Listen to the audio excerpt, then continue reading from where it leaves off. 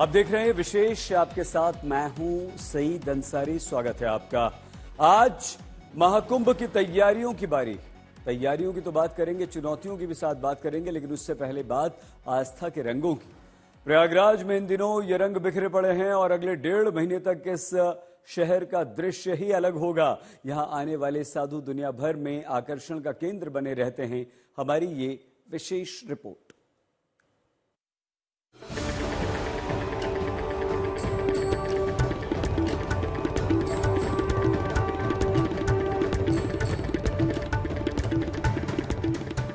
प्रयागराज की गली गली में आस्था के अलग अलग रंग देखने को मिल रहे हैं। शहर से लेकर मेला स्थल तक महाकुंभ की महातैयारियां जोरों पर हैं।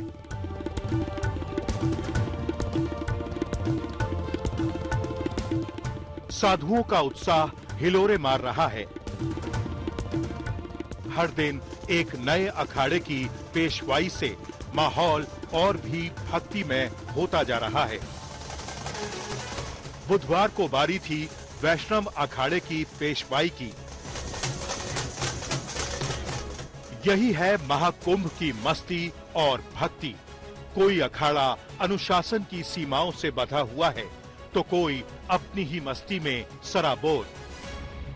ये तमाम बाबा कुंभ के दौरान पूरी दुनिया के लिए आकर्षण का केंद्र बने रहते हैं।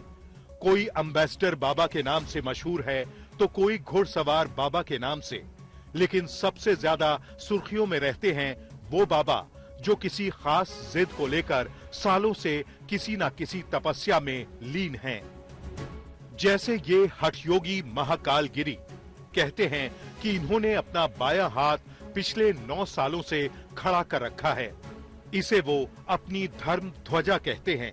इसी तरह हाथ खड़े रखने का इनका 12 साल का संकल्प है। ये आपका तो हठयोग ही है, ये कब तक के लिए है? क्या ये जीवन के लिए? जीवन के लिए हम लोग मर जाते हैं। जीवन के लिए हमारे 17 पिंड हो जाते हैं, स्वयं मर जाते हैं। तो हम लोग दूसरों के लिए, सनातन धर्म के लिए, भगवान को में लीन हो जाते हैं अपने भक्ति के लिए। बेपर का भरोसा नहीं, कब समाधि में चले जाएंगे। महात्मा गए, कल हमको भी समाधि लेना पड़ेगा। पर का भरोसा नहीं, कब भगवान का बुलावा आ जाए, ईश्वर का बुलावा आ जाए। जब तो है किसी कर्म कर रहे, किसी कुछ उड्डा काम तो आ रहे हैं। खड़ेश्वर महाराज तो और 2 कदम आगे हैं। ये पिछले 11 साल से बैठे ही नहीं हैं, सोते भी हैं तो खड़े खड़े। पैर सूज चुके हैं, लेकिन हठ ऐसी है कि तपस्या की वजह से जान भी चली जाए तो गम नहीं है। जो कैसे तपस्या करो, तपस्या करना है। तपस्या क्यों करना हैं? तपस्या क्यों करना? जल कल्याण के लिए है। कष्ट नहीं होता? सोते कैसे? हम नहीं सोते हैं जी, ऐसा ही। अच्छा। ऐसे ही सो जाएंगे। पैर नहीं उठाना है जमीन से। जमीन से पैर नहीं उठाना है ना। यही हो गया। एक और हठयोगी से आपको मिलवाते हैं। ये हैं इंद्रगिरी महाराज। इनका फेफड़ा खराब हो चुका है, लेकिन हठ योग नहीं छोड़ा। साधना करने ऑक्सीजन सिलेंडर के साथ कुंभ में पहुंचे हैं। तपस्या की मुश्किल दुनिया से निकलकर अब आपको मिलवाते हैं कुछ ऐसे बाबाओं से जो अपने रहन सहन या पहनावे की वजह से चर्चाओं में रहते हैं। जैसे महंत राजगिरी। इनकी पुरानी एम्बेसडर कार की वजह से इन्हें टार्जन बाबा या कार वाले बाबा के नाम से भी जाना जाता है। टार्जन बाबा का क्या इस गाड़ी से कोई जुड़ाव है? जुड़ाव है। पहले एक टार्जन फिल्म निकला था, उसमें गाड़ी टार्जन फिल्म में एक बार शूटिंग हुई थी। कोई डायरेक्टर लोग आए थे तो मेरे को भी लेकर के गए थे गाड़ी को। तो जब से भी, और फिर दूसरे बार कुंभ मेला में भी आया तो बहुत तेज में गाड़ी चलाना, इधर उधर चलना। तो आप लोग जैसा कोई पत्रकार आया, बोले टार्जन बाबा की गाड़ी है। मैंने बोला हो सकता है टार्जन बाबा की गाड़ी है। तो उन्होंने जब से फेमस कर दिया टार्जन बाबा। अब मिलिए इन छोटे नागा साधु से। उम्र 15 साल। महज 6 माह की उम्र में परिवार ने धूनी पर चढ़ा दिया था, यानी दान दे दिया था। तब से साधुओं की संगत में हैं। अब सब गुरुजी की कृपा है। कितनी उम्र है आपकी? 15 वर्ष। तो बाल्य जीवन में कैसे आ गए आप यहाँ? मेरे माता पिताओं ने बस जब मैं 6 महीने का था तभी दूल्हे पर चढ़ा दिया। और दूल्हे पर चढ़ाना क्या होता है? यानी दान कर देना। अब इन साधुओं को इंतजार है शाही स्नान का, जो विशेष रूप से संत समाज के लिए आयोजित किया जाता है। ये शाही स्नान 13 जनवरी, 14 जनवरी, 29 जनवरी, 3 फरवरी, 12 फरवरी और 26 फरवरी को होंगे। तो धर्म और जीवन के अलग अलग रंगों से सराबोर प्रयागराज आस्था के इस महाकुंभ में डुबकी लगाने को पूरी तरह तैयार है। प्रयागराज से कुमार अभिषेक और पंकज श्रीवास्तव के साथ आज तक ब्यूरो। कुंभ से जुड़े आइए कुछ दिलचस्प आंकड़े हम आपको दिखाते हैं। सबसे पहले आपको ये बताते हैं कि कैसे हर महाकुंभ में श्रद्धालुओं की संख्या में बढ़ोतरी होती गई। आजादी के बाद 1954 में जो पहला महाकुंभ लगा था उसमें 50 लाख श्रद्धालु आए थे और अगले महाकुंभ में ये संख्या बढ़कर दोगुनी हो गई, यानी कि 1 करोड़। और बढ़ते बढ़ते 2013 में ये संख्या 12 करोड़ तक पहुंच गई। इस बार सारे रिकॉर्ड्स तोड़ते हुए संख्या 45 करोड़ तक पहुंचने का अनुमान।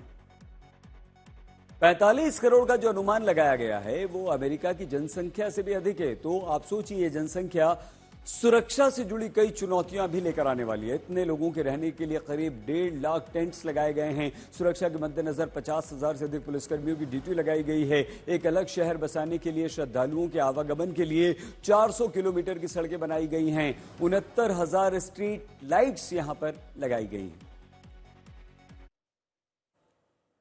अब जब करोड़ों लोग एक स्थान पर एक साथ आएंगे तो कानून से जुड़ी चुनौतियों के साथ साथ बीमारियों के साथ चुनौतियों का भी प्रशासन को सामना करना पड़ेगा। ऐसी ही विभिन्न चुनौतियों के लिए कमर कसी जा रही है। दावा यह है कि सब कुछ ठीक ठाक है। महाकुंभ की चुनौतियों और उससे निपटने से जुड़ी तैयारियों पर हमारी ये विशेष रिपोर्ट।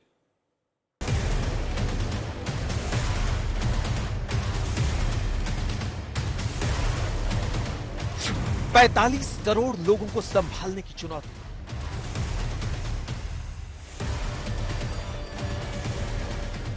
कानून व्यवस्था बनाए रखने की चुनौती, नदी में किसी अनहोनी से बचने की चुनौती,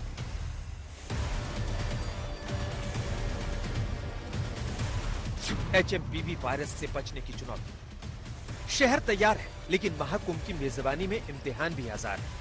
शासन और प्रशासन के सामने संत समाज से लेकर आम श्रद्धालु तक सबकी आस्था का मान रखने की चुनौती है, वो भी कानून के दायरे को मजबूत बनाते हुए। ये सब कोई एक दिन की बात नहीं है, बल्कि करीब 1.5 महीने तक हर रोज इन चुनौतियों से पार पाना होगा।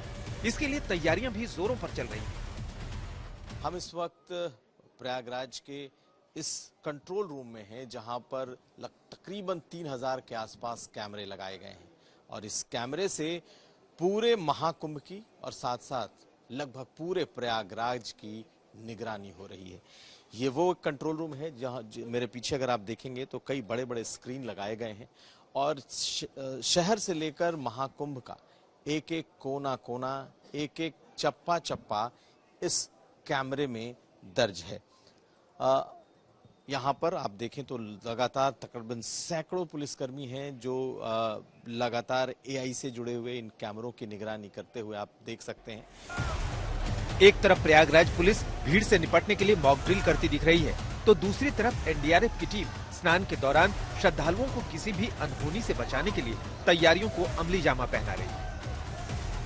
ये हम लोगों के रिहर्सल्स चल रहे हैं, जो पुलिस की अपने व्यवस्थापन के रिहर्सल है। मुख्य स्नान होंगे, शाही स्नान होंगे, उसमें हमारी पुलिस का जो व्यवस्थापन होगा उसी की ड्रिल्स हम लोग कर रहे हैं। अब देखिए इन घोड़ों को, ये कोई आम घोड़े नहीं है, ये हाईटेक हैं और महाकुंभ में सुरक्षा के मद्देनजर इन्हें खास तौर पर तैनात किया गया है।